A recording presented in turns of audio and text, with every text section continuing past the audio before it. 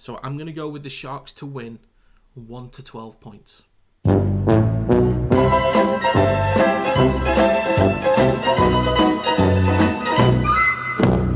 So unfortunately last week was abysmal. If you want to see the full recap, you can check the pinned comment down below. And also in that section I will leave any updates that happen to squads throughout the week. But let's get started on this week's matches. So kicking things off, we have the Cowboys at home against the Panthers, and starting with the Cowboys, they currently sit in 14th place on the ladder. Their form is 3 wins in the last 5, and their home record is 5 wins and 2 losses. They're also on a bye last week. In terms of squad availability, Jason Taumalolo is expected to be back this week. In terms of origin selections, Holmes, Tuilagi, Nanai and Cotter were all selected for Queensland, and Robson was selected for New South Wales. But in terms of percentage stats for the Cowboys, they have a 43% win rate, 79% completion rate, and a tackle efficiency of 86.6%. Next up we have the Panthers, who currently sit in first place on the ladder. Their form is 5 wins in the last 5, and their away record is 5 wins and 2 losses. They also won last time out convincingly against the Roosters. In terms of squad availability, Zach Hosking should be back this week. There were no players selected for Queensland, but in terms of New South Wales, they'll be missing Toto, Luai, Yeo, Martin and Crichton. In terms of percentage stats, they have a 69% win rate, 81% completion rate, and a tackle efficiency of 88.4%. So it's going to be a tricky one this week for the Panthers, not having Cleary due to injury, and would have been selected for New South Wales most likely. No Jerome Luai, no Toto, Yeo, Martin, Crichton. So it's going to be difficult. Now they do have excellent players in there like Dylan Edwards. They've got Isaac Tango. You know, they are strong players that can create things from nothing. You know, Mitch Kenny is another one as well. But it is going to be exceptionally difficult. Now the forwards are going to have a lot of work to do. There's not going to be as much control, as much effective control from the halves as you'd normally get from the Panthers. So the forwards have got a lot of work to do. In terms of spreading the ball, without having Cleary and Luai, it's already going to be difficult. But Isaiah has been that kind of link. And that's typically what the lock is, that link from left to right, right to left. That kind of smooth movement from Yeo is not going to be there, and his work rate through the middle. So I think that's another key reason people have to look at as to why they might struggle. Reece Robson, the only player missing for, well, not the only player missing, but spine-wise, the only player missing for the Cowboys. So they've still got Scott Drinkwater, Tom Dearden, and Chad Townsend, which is huge for them. And I think they've still got enough in the forwards to compete with the Panthers. And I think there's a good chance they'll win that battle. But overall, in terms of the production from the spine, it'll be a lot more smooth. They have been better the last couple of weeks than they were sort of the start of the season and a few weeks after that. So the Cowboys are looking up at the minute, and I think the Panthers will just be a little bit too vulnerable this week. They still have quality players, like I said, but it'll just be a real uphill battle. Even with Holmes not being available, Tuilagi, Nanai, Cotter, the spine is still going to be strong enough. Peta Hiku is still a creative player, can create something out of nothing. So players like him will be dangerous out wide. But I think the Cowboys will be too strong. So I'm going to take the Cowboys to win 13+. Next up, we have the Knights at home against the Roosters, and starting with the Knights, they currently sit in 13th place. Their form is 2 wins in the last 5, and their home record is 4 wins and 2 losses. They also lost narrowly last time out against the Broncos.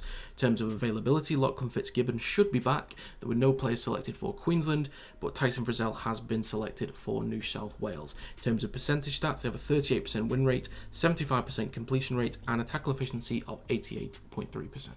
Moving on to the Roosters, they currently sit in 12th place on the ladder. Their form is only 1 win in the last 5, and their away record is 1 win and 5 losses. They also lost pretty badly last time out against the Panthers.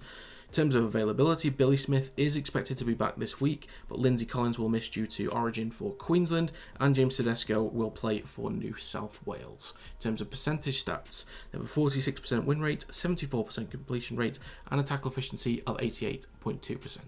So the Roosters have already had their struggles this season. They've already been up and down. Same with the Knights, but relatively speaking, the Knights have been better compared to their usual self in the last couple of years, and the Roosters have just been nowhere near what you'd expect.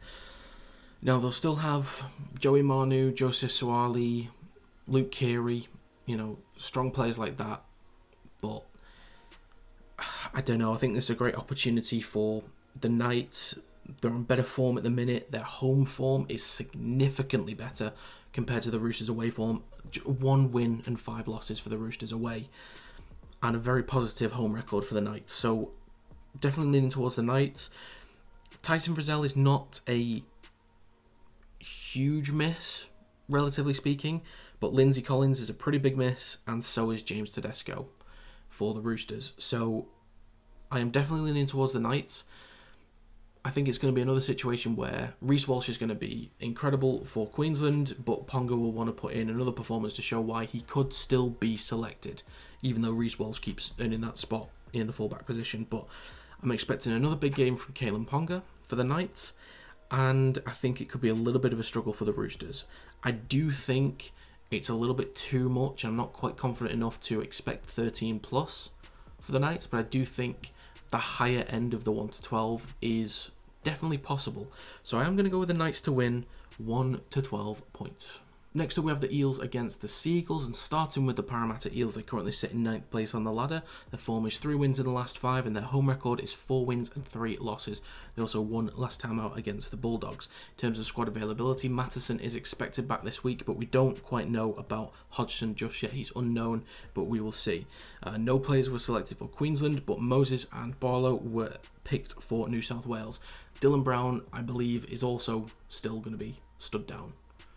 I don't actually know how long that's going to be for, but at no point do I expect him to feature, at least in the next 2 weeks. I don't know what the protocol is with this, but in terms of percentage stats, they have a 50% win rate, 74% completion rate, and a tackle efficiency of 86.7%.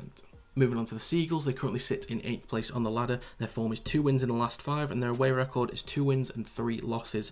They also won last time out pretty strongly against the Dolphins. In terms of availability, they'll still be without Tuolangi, Jake Trbojevic, and Parker. Cherry Evans was selected for Queensland, and Tom Trbojevic has been selected for New South Wales. In terms of percentage stats, they have a 46% win rate, 77% completion rate, and a tackle efficiency of 87.6%. Now, both teams are missing some pretty big players. You've got Mitchell Moses and Dylan Brown for the Eels. You've got Cherry Evans and Tom Trbojevic for the Seagulls. So it's a case of depth. And I think the team that can best replace those players is probably the Seagulls. Because you've got K.O. Weeks. I'm not sure what they want to do with him. But you've got Cooper Johns, and you've also got Josh Schuster, who's putting in strong performances recently. So I do think the Seagulls will be best equipped to deal with it. I think they can put Ruben Garrick into the fullback position, and he'll do a fine job. And they've still got players like Kula and Saab who are electric. Their pace is insane. However, you've got strong players such as Penasini. He's really grown the last couple of years. He's still extremely young, but he's starting to develop his game into a point where he's kind of creating things out of nothing, kind of like a Tony Staggs type player. Not the same build, of course. I'm not comparing them build-wise, but creativity-wise, Tony Staggs can create things out of nothing, which is what makes him a dangerous centre, and Will Penasini is really starting to develop into that type of centre, so it's great to see. So they've got a little bit that can make these teams go back and forth, but I think it's fair to lean towards the Seagulls, even though their away record isn't great. It is a tough one, but the fact that the Eels could be missing Hodgson and will be missing Brown and Moses it puts a lot of pressure on Clint Gutherson, and the Seagulls have enough depth to cover the spine. So I think I'm going to lean towards the Seagulls, but nothing crazy. So I'm going to go with the Seagulls to win 1 to 12 points. Next up, we have the Tigers at home against Melbourne Storm, and starting with the Tigers, they currently sit in 16th place. Their form is 2 wins in the last 5, and their home record is 2 wins and 5 losses. They also lost last time out against the Titans. In terms of availability, Coruscant and Brooks are both going to be out for a few weeks due to injury. Coruscant would have probably been selected for New South Wales as well anyway. No players were selected for Queensland, but Utoakamanu is going to play for New South Wales. In terms of percentage stats, they have a 23% win rate, 77% completion rate, and a tackle efficiency of 89.2%. Moving on to Melbourne Storm, they currently sit in 3rd place on the ladder. Their form is 3 wins in the last 5, and their away record is 3 wins and 3 losses. They also won very strongly last time out against the Sharks. In In terms of squad availability, Remus Smith is unknown at the moment, but Justin Olam is expected to be back. Coates, Munster and Grant were all selected for Queensland, but no players were selected for New South Wales. In terms of percentage stats, they have a 62% win rate, 80% completion rate, and a tackle efficiency of 87.3%. Now, in the last few weeks, I've kind of been messing up my predictions with these two teams. First of all, the Tigers last week. On paper, the squad looked strong and they'd been on some decent form. The Titans, their form was lacking a little bit and they had some key players missing. So I thought, great opportunity for the Tigers to come out with another strong win. Didn't happen. The Storm, I only had them losing by 2 points. I did say that they'd score 4 tries. Cameron Munster would be involved in all 4. He got 3 assists, so wasn't too far off on that front, but score-wise, pretty bad. Now, there is a regular viewer, regular commenter on this channel for these prediction videos by the name of William Pearson. Hello to you, sir, and thanks for stopping by once again. I have been going against your Melbourne Storm the last few weeks, which you will, of course, remember, and I keep getting it wrong.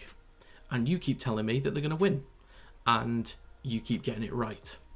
So, within this scenario, I see no reason why Melbourne Storm shouldn't win this game. They lead in league position, form, home versus away record, win percentage, completion rate. The squad's on paper. The only thing that they're behind on is tackle efficiency. But it could not be more obvious that Melbourne Storm win this week, given the fact that the Tigers could have put up a good challenge if they had Coruscant and Brooks, but they don't even have them available. So